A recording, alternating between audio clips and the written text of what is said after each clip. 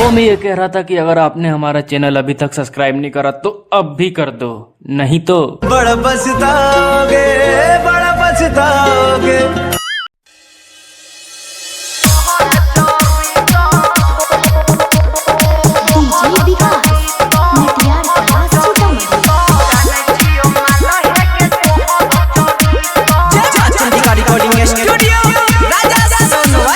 जाने छियो माल है गे तोहर चरित्र सब बुझे छियो। जाने छियो माल हम तोहर चरित्र रोज होते अन्हारा जाची घर से बाहर, रोज होते अन्हारा जाची घर से बाहर।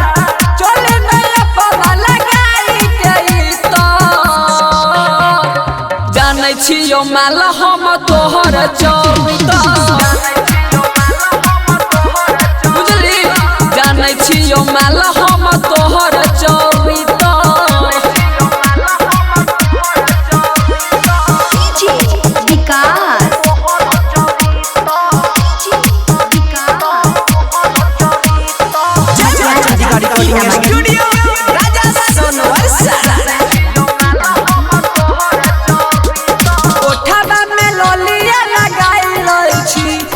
केसिया में गजरा सजाइल छी,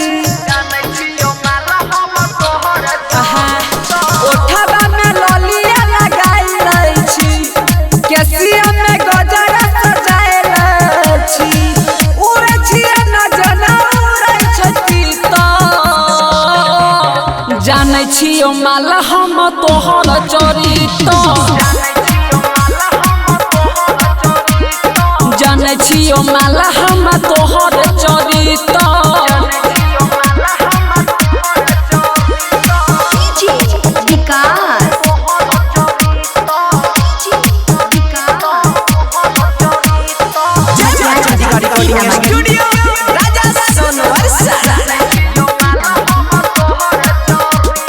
राइटर जइया से मिलै छी गे, फुलाबा के जई सब खिलै छी गे।